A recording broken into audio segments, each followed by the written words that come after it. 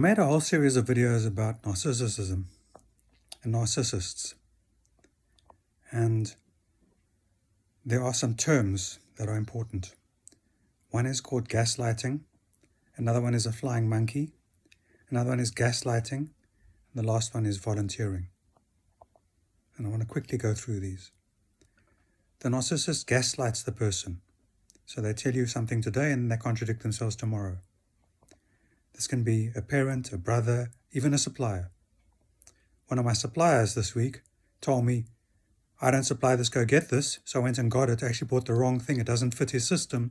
When I told him, he told me, but I told you to buy it from me.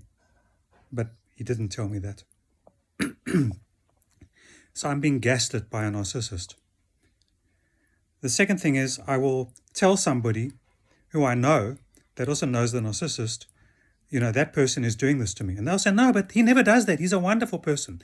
And when I'm with you and him, he's always treating you with respect and honoring you and giving you gifts, or she's always giving you gifts. And I don't see that, And that person is the flying monkey. That person is the person that allows the narcissist to continue with their narcissistic approach and allows the person to be gaslit.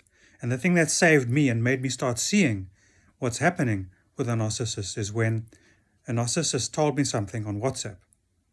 And then a week later, they told me something contradicting their first thing.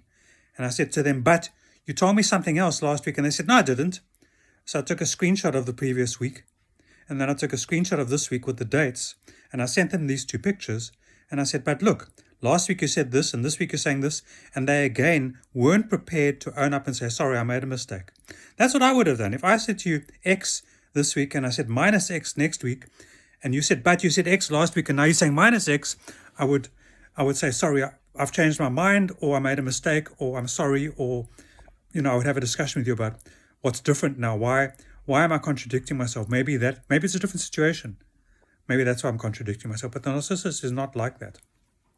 In my opinion, the narcissist is a psychopath who only sees things in their way, and it doesn't matter if they contradict themselves. So if the narcissist gaslights somebody, they're nice to that person sometimes and they're horrible sometimes. Usually they're horrible to them when they're by themselves, just the narcissist and that person. And then when they're with the flying monkey, the people that support the narcissist, they're very nice. And there's another thing that the narcissist does, which I've never done, is let's suppose I go visit my family overseas and I've got gifts for them. When I arrive, it's just us, my wife and I and them. I give them all the gifts. I've just arrived. But the narcissists, what they do is you arrive, then they have a party the next day or the next day, and they invite all their friends, and then they give you gifts. So their friends see you giving gifts in front of them, and they think you're a most wonderful person. Meantime, you're an absolute idiot, to that person when you're by yourself with them. And that's very confusing for the person who's being gaslit, who's receiving the narcissistic abuse, because it changes from day to day. But look at it, look at your relationships and see if maybe the narcissist is horrible to you when you're alone with them most of the time. But when you're with other people, they're nice to you. So just see if that happens. And if it does, then you've got the potential narcissist. And then there's other people that are specialist psychologists and so on. And you can look on YouTube and you can read books about it. And also look up the story of Narcissus and Echo in the mythology, and see how Echo got her name and how Narcissus got his name. And then there's the Greyrocking. Greyrocking is when you decide, I'm going to ignore the narcissist. Whatever happens, I'm going to ignore the narcissist. If the narcissist invites you out for supper, I'm going to ignore them. If the narcissist sends you an email, I'm going to ignore them. If the narcissist wishes you happy birthday, I'm going to ignore them. If the narcissist says, I want to give you a $1,000 gift, I'm going to ignore them. And even if I really need the $1,000, which has happened to me, I really, really needed this money a couple of years ago, and the narcissist says, I want to give you some money, I had to say no, because I knew that if I accepted the money, it would help me to pay some debts and pay some bills, but in the long run, I would be much worse off. Alongside that is that I've learned to forgive the narcissist, but not to tell them. So here's the thing. Let's suppose I'm a giver. The narcissist is a taker. Okay. So what happens is I phone the narcissist and I say to the narcissist, let's have supper, let's have breakfast, let's have coffee. I need to tell you something. And then You go and you say, look, I made a mistake. I don't know what happened to our relationship, but I'm really sorry. And, I forgive you for what you're doing. And let's start with a clean slate. And they say, yeah, that's great.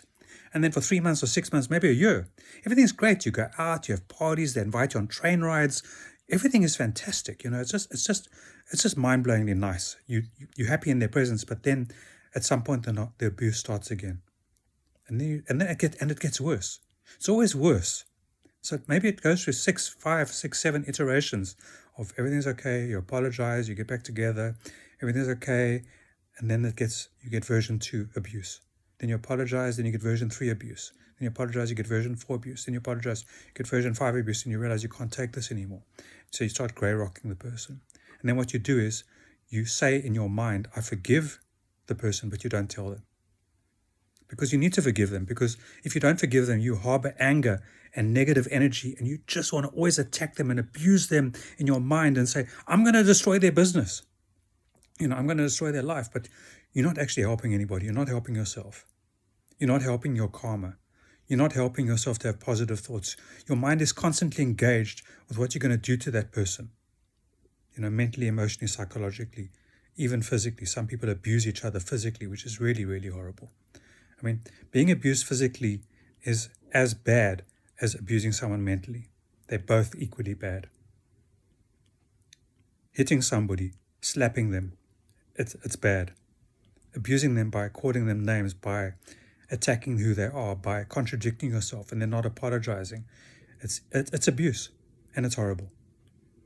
Even countries that are at war with each other, sometimes they need to say to their team, to their side, to the ministers, let's just forgive them, but not tell them. And then the fourth thing is the volunteer. Why did I become a volunteer when I was 15 years old? I was being mentally abused by my parents. And, the Torah says, the Old Testament says, you mustn't have idols. But when you're a child, you have idols. Your idols are your parents. You idolize these people. They're your parents. They brought you into the world. They give you everything. They give you your clothes. They give you your food. They send you to school. They pay for your education. They pay for your transport. Maybe you go on nice holidays, or whether it's camping or it's 5-star hotels, doesn't matter. You can have holidays in all kinds of ways. Maybe you turn 16 and they buy a motorbike. Maybe you turn 18 and they buy you a car. Maybe you get to fly in private jets and you get all kinds of fantastic perks. But you don't get love. Everything is money. They buy your love. The narcissist buys your love. And so you start volunteering. Because when you volunteer, someone gives you a pat on the back and says, David, you're doing a fantastic job. And so you find yourself volunteering more and more.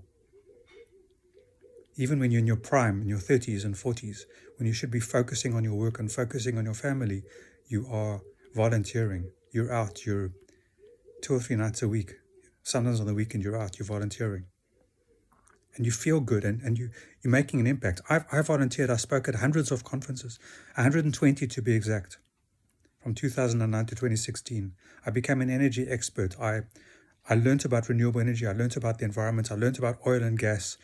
I got respected. People have invited me onto groups. They invited me to conferences. They invited me to private meetings. I met the president's private advisor in South Africa. I spoke to fantastic people. I met the mayor of Vorportsrates from Germany was here, and I had a chat to him. I met Dr. Herman Scheer in Las Vegas, the guy that got renewable energy feed-in tariffs going in Germany in 1991. I met the most fantastic people, and I felt really good about myself. And I thought that one day my parents are going to say, no, well done, David, but that never happened. And I turned 60 and so decided I'm not volunteering anymore. So these are the things. There's the narcissist. There's Echo, okay, who you can read about in Mythology. Echo, narcissist, the man and the woman. What's their relationship? It's good to listen to that because you get an understanding of how these terms arose. Okay. Then there's the narcissist attacks somebody. That person's being gaslighting. The person who's been gaslighting complains to the narcissist's brother, sister, friend, and the friend says, no, but there's something wrong with you because I don't see the narcissist like that. And that person's a flying monkey. And that's really horrible for you because that person could be a world-famous doctor or psychologist or something. And you tell them and they can't see it. Or they don't want to see it. Or they don't want to take the time to see it.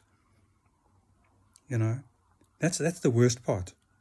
You respect them, and you look up to them because of their position or because of their capability or because of their relationship with you. And you say, but the narcissist, and then they don't see it and they don't want to see it and they just want to support that person, and that's the flying monkey.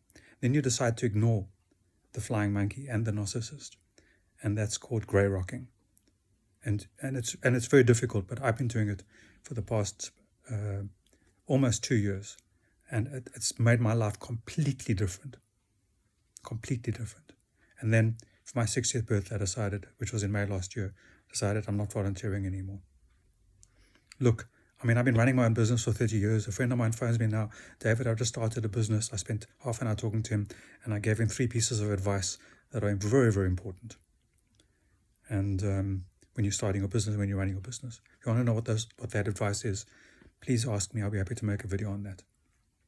How did I survive 30 years in business when only 4 out of 10 businesses survive the first year, and then the first 10 years, and then the first 4 out of 10 survive 10 years, 4 out of 10 survive, of those 4 out of 10, 4 out of 10 survive another 10 years, and then out of those 4 out of 10 survive another 10 years. So you can see that, out of 1,000 businesses, there's in 30 years, there's maybe only 1 that's still in business.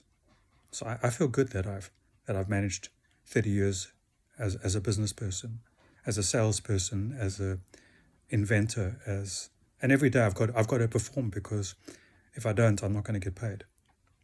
So that's a little bit about me, and so I've spoken about narcissism, spoken about narcissists and echo. I've spoken about gaslighting, spoken about the flying monkey, spoken about Greyrocking, and I've spoken about why the person who's being gaslit becomes a volunteer. And I've also spoken about being in business. And I hope this helps you, and please feel free to like, subscribe, share this video. If you don't want to do that, that's also fine. And if it helps you, then I've done the bit of volunteering that I'm still prepared to do, to give my life knowledge to the world and to leave it on YouTube and Google forever. Amen. Thank you.